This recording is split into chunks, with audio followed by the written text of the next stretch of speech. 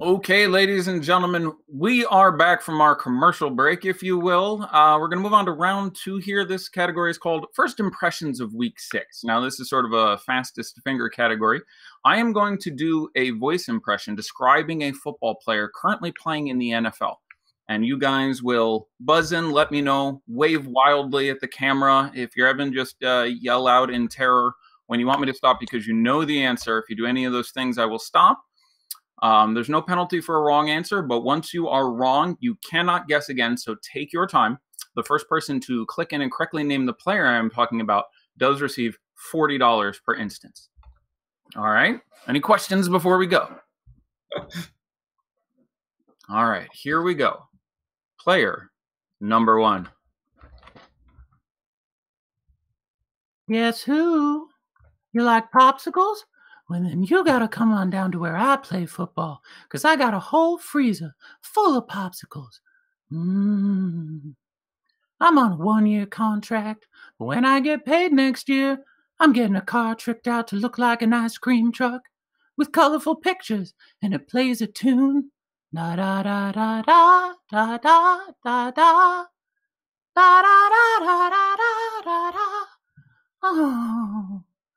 Sometimes when we're practicing, I turn to my quarterback and I say, "Hey, muscly arms, if you get sweaty and want to take your shirt off, that'd be just fine." And he says, "Why you call me muscly arm? My name's Aaron. Your name is weird anyway. Who's named after an Indian?" Alex? I'll take a stab at this one. Geronimo Allison. Geronimo Allison is correct, of the Green Bay Packers. Very, very well done. Yeah, it sounded just like him, but I couldn't place it. Yeah, I've seen interviews with Geronimo Allison, and he has a strange voice. It's a lot like Patrick Mahomes. It's not the voice you would think would come out of that body, but that's how it goes. Here we go. Moving on to now. Mike tried to ring in there. Mike, were you ahead of Alex? Be honest with me.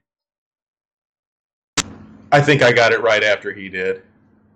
Okay, we will appreciate your honesty. We will give the credit to Alex there. I will try to do a better job of doing all these things at once and looking and listening for who comes in first. It was pretty clearly going to be got shortly after I said you're named after an Indian, but that's how that goes. Here we go. Moving on to impression number 2. I got to gussy up for this one a little bit. One sec. Here we are.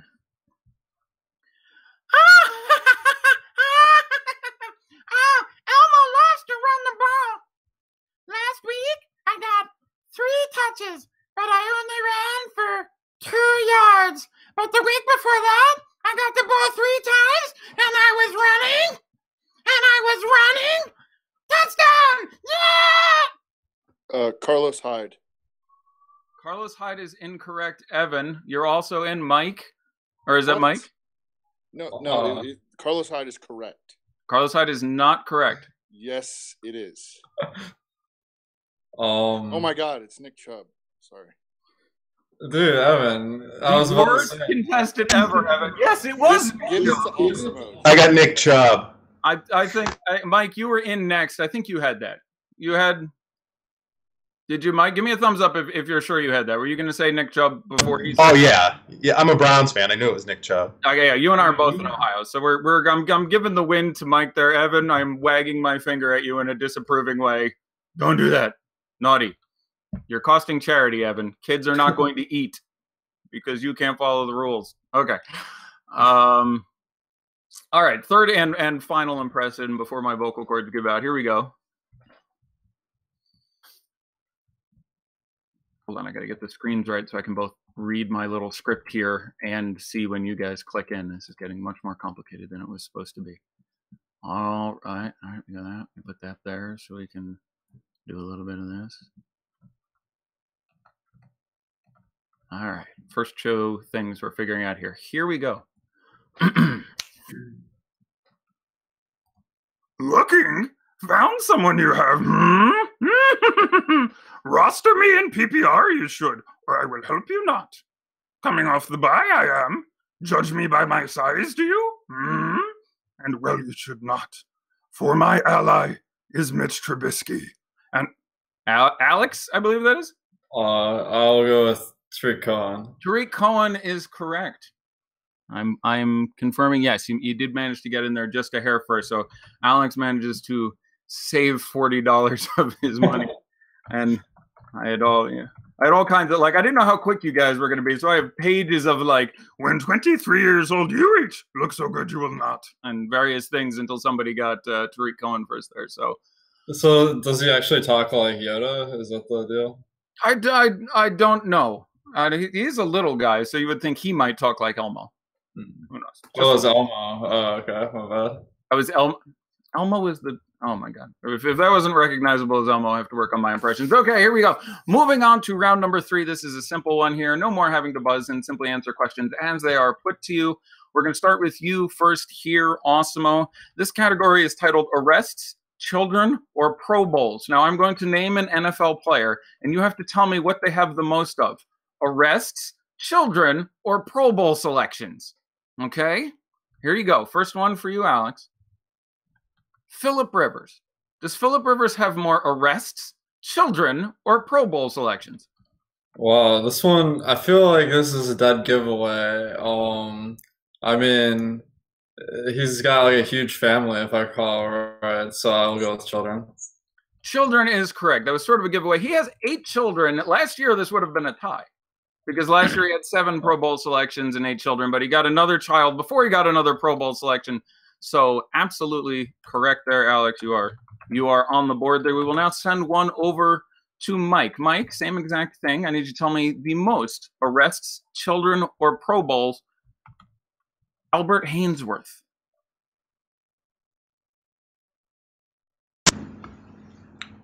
This is a tougher one.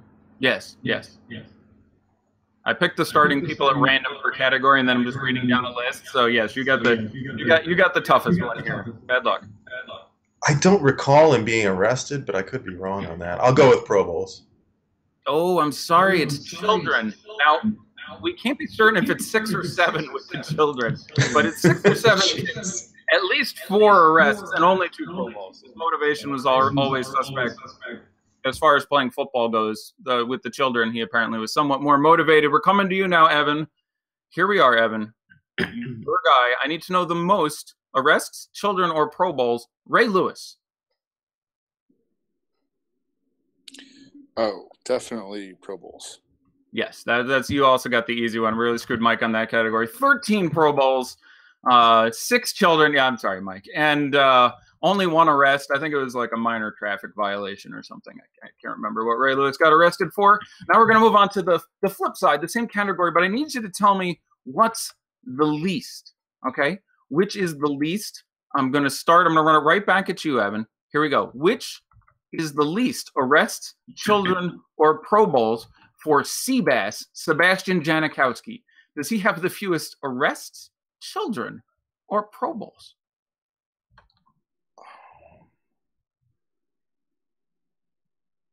I'm going to go with children.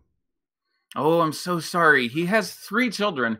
He has been arrested 3 times. When you think of, Eastern European place kickers, you're not like, I got guys out thugging every night, but 3 arrests, only 1 Pro Bowl. I sort of thought he was a really good kicker for a long time. That was sort of a trick question. I don't keep track of kicker Pro Bowl.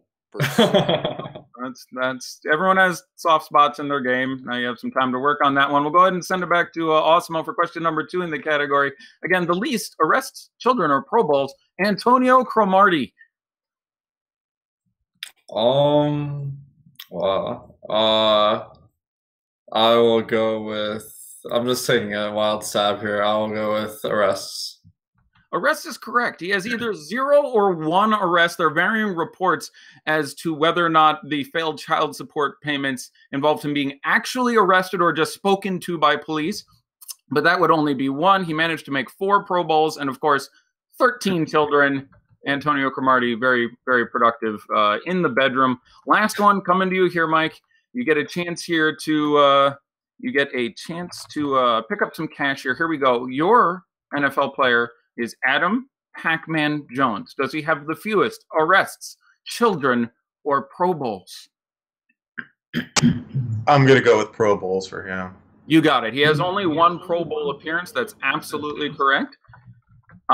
He has 3 children that we know of and a whopping 10 arrests. There's a great website called NFL Arrests that keeps track of all the arrests of NFL players, and he's currently the all-time leader, and no one's even really close. I think he's going to hold on to that. Like the Jerry Rice reception record and the Adam Jones arrest record are going to be, records for a long, long time to go. So, all right, moving on to category number 4. This one is entitled Samuel L. Jackson. This category works very simple. I'm going to ask you each first a question, which is going to be about football, about a Samuel and a Jackson, and you have to give me the correct answer. This is going to be worth $20 for each, and each correct answer you get there, and then afterwards you get a follow-up question that will be more about Samuel L. Jackson, for which you will also get.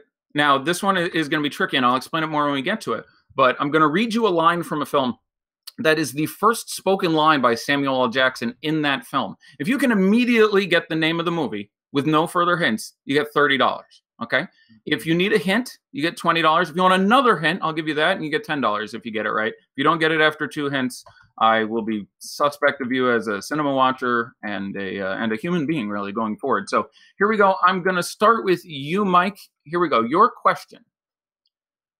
Who has more rushing yards this season, Sam Bradford or Hugh Jackson, the coach of the Cleveland Browns? Who has more rushing yards, Sam Bradford, who started the first 3 games for the Arizona Cardinals, or Hugh Jackson, who stands on the sideline?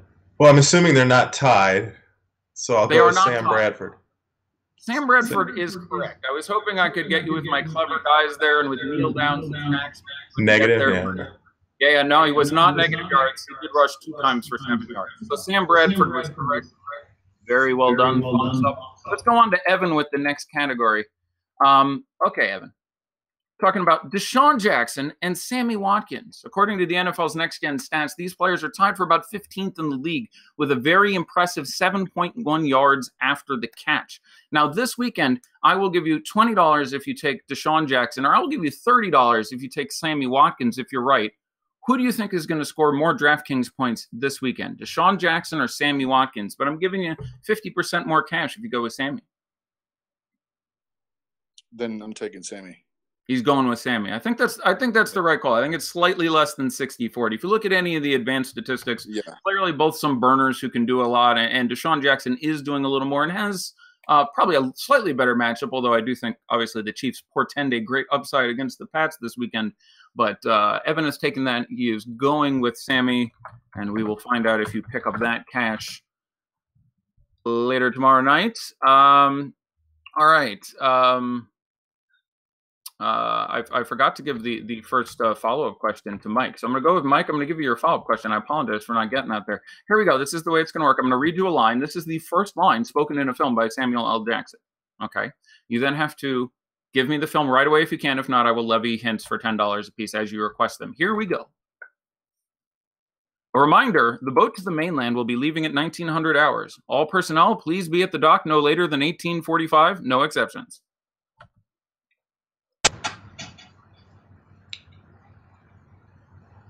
I think I'm going to need a hint. I have an idea, but I'm not sure. Okay. All right. That seems tactically correct. Again, you got to wonder. It's a pot odds type of thing. You're hinted. It is said in a genetics laboratory, standing next to Richard Attenborough, Sam Neill, and B.D. Wong.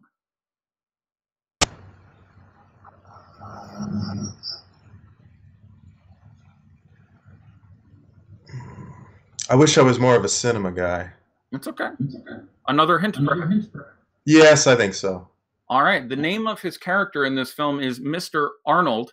He is a computer software engineer type guy who eventually is presumed dead off screen, for we only see his disembodied arm.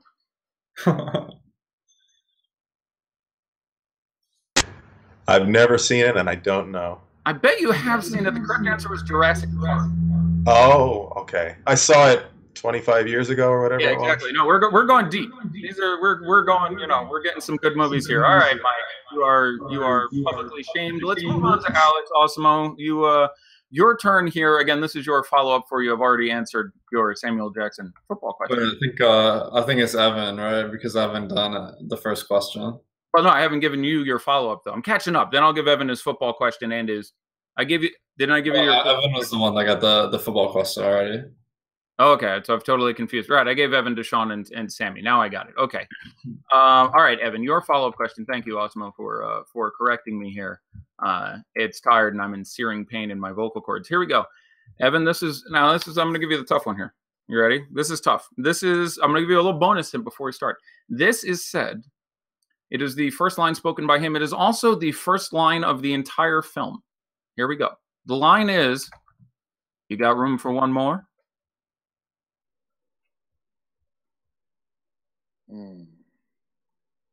I have to name the name of the film here.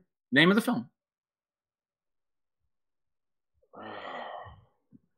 I can picture him saying it, but I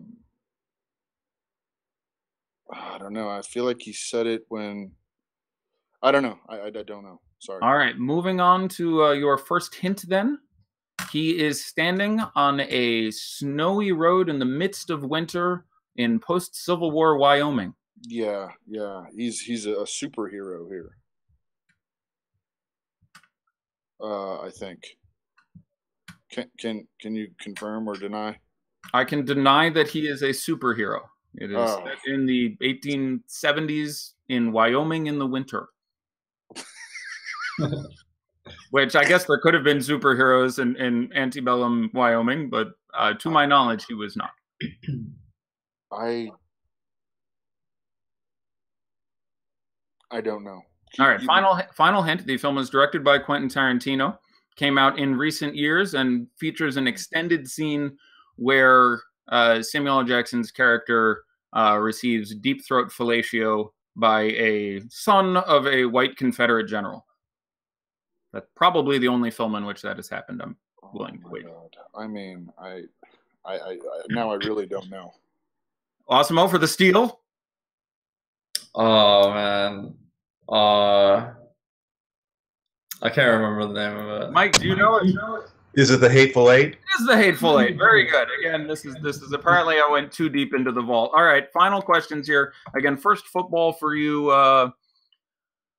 All right, Awesemo, here you go. Your question. I should have only one football remaining question yet here. Here we go. All right, for you, between Sam Darnold and Lamar Jackson, $10 for each end of this question. Who has more rushing attempts and who has more rushing yards this year out of a couple rookie signal callers?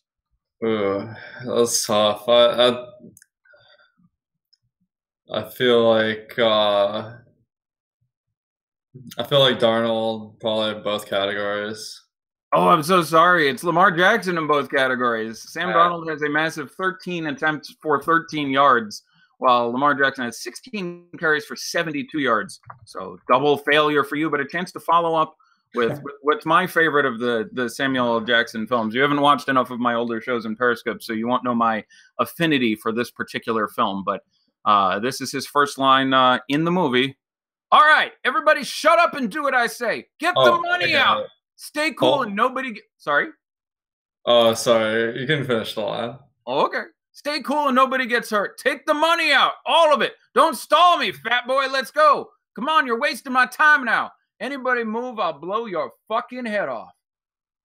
I knew you were going to ask about this movie when we were talking about Samuel L. Jackson. It's got to be Pulp Fiction, right? No! That's incorrect. Anyone for the steal on a truly great piece of American cinema. Just go ahead and yell it out if you think you got it. All right, here's a hint. It takes place in a McDowell's restaurant. This is so sad. I really thought this category was going to be great. Coming to America. In the 1980, I don't even know, 7-6 film, old movie, one of Samuel L. Jackson's first role, for which he is credited as, I believe, Hold Up Man. He bursts into a McDowell's restaurant with a shotgun before being disarmed by Eddie Murphy and Arsenio Hall, the former using his mop handle as his weapon in that endeavor. So, all right, we will move on to our final category of the day. During the commercial break, as Evan was reconnecting, I started this category. Basically, this is just to get some more football talk under our belts. Going to talk about a couple guys on the Millie Maker on FanDuel, the $3.7 million contest sponsored by Limp Dicks. I think is what the company is called. I think it's Limpdix. And so what's going to happen is each of you is going to go through and give me two different players, one at a time, and tell me what you think I'm going to give you the player, rather, and you're going to tell me what you think their ownership and their production will be as far as DraftKings points go. You missed a couple rounds here, so I'm going to have you catch up. The first one, this is for you, Evan. I asked Awesemo about Todd Gurley, who's priced at $10,000. Awesemo said he thought that he would be 10% owned and score 25 DraftKings points. Mike picked the over and the over. Evan, what do you think about those numbers? Again, 10% owned and 25 DraftKings points. Oh, shoot. Can you say it one more time? Sure. Todd Gurley, priced at $10,000 for the Millie Maker contest on DraftKings. 10% owned and 25 DraftKings points production. Over or under each of those numbers? Millie Maker? Yes. 10% owned. I'm gonna go under, actually. I know that the Awesemo projections have them higher. But I don't know if that's specific to the Millie Maker. And then what's the other one? How many points? 25 points. Will he score 25 DraftKings points over or under? You could take exactly. I would allow you to do that, but I think that would be a rough guess that he would score precisely 25.00 fantasy points. So over. We're going to go with the over there. Very good. All right, it's coming right back to you, Evan, because we're catching up on some of the stuff before. The next question is Antonio Brown. I originally asked this of Mike. He said he thought it'd be about 12% owned at his price of, I think it's $8,700. I forgot to note that, but that sounds right. And that he would score 19 DraftKings points. Alex selected the over on both those figures, 12% and 19 points. Same question to you, Evan. 12% and 19 points over under on Antonio Brown. I'm going to go under the percentage and over the points. Okay, there it is. And the final one of these to get you all caught up. The last one I asked Awesemo about Carlos Hyde, who, little known detail here, is not Nick Chubb. I don't know if you knew that, but they're different people. I know. I asked Alex about what a Carlos. dope I am. Fuck you, Ed. It's Carlos Hyde. I really think it's not. I'm looking at the thing. I trust you. It's football, but anyway. Carlos Hyde, Awesemo came in at 3% owned, 14 DraftKings points over under. Mike responded that he would be over on the ownership, but under on the points.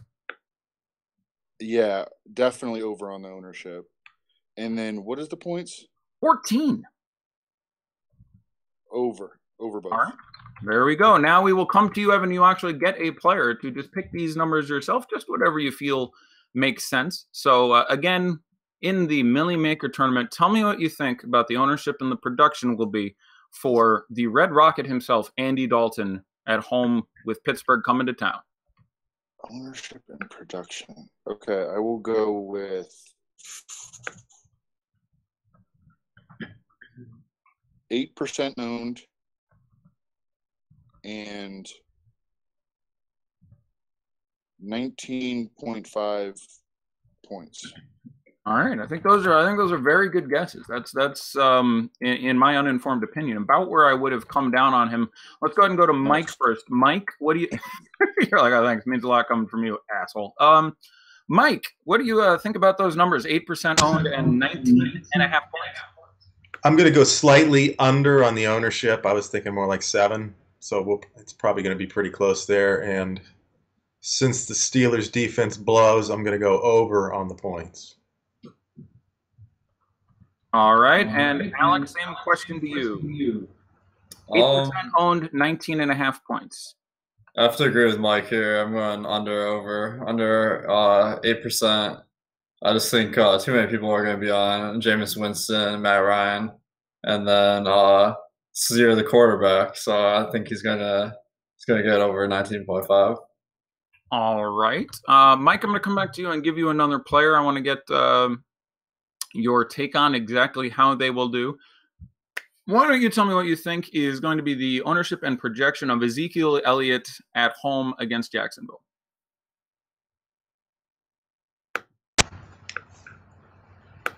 I'm going to say 13% owned and 22 DraftKings points. All right, go ahead and toss it over to Awesemo. Alex, go ahead and give me your impression of those figures. Again, he says 13% owned, 22 DraftKings points for Zeke. Yeah, I think he's like, I mean, Jacksonville is the toughest matchup, probably. I guess they're not as good at run defense. But I still think that just Dallas isn't going to do that much this week, so I'm going to go under on both the ownership and the projection. All right, Evan, over to you. Same question. Against $20 for each half that you get correct here. I think this should take us up somewhere around $640, potentially promised. Evan, what do you think about 13% owned on Zeke and 22 DraftKings points? 13% owned on Zeke. I'm going to go under, and then 22. Yeah, under. All right, under from him. Only one more of these to go, and it'll come from you, Evan, who we you'll be the sixth and final one here in the last round. Go ahead and talk to me about Melvin Gordon III going into Cleveland. Need a projection and an ownership projection. I will go. I'll go 12% owned and no. I'll go 13. No, I'll go 12% owned and 21.5 points. All right, a healthy projection there. 12% on 21.5 points. Awesemo, over to you. What do you think about those numbers? I feel like there's a lot of great value running backs this week, like Yeldon, Tevin Coleman. So I feel like the higher price ones, like Gordon, aren't going to be as high owned. So I'm going to go under on ownership. And then I have them just slightly under 21.5, so I'll say under, but I don't really feel that strongly about it. All right, Mike, you finish up on our final question here. Go ahead and give me a percentage owned and production. 12%, 21.5.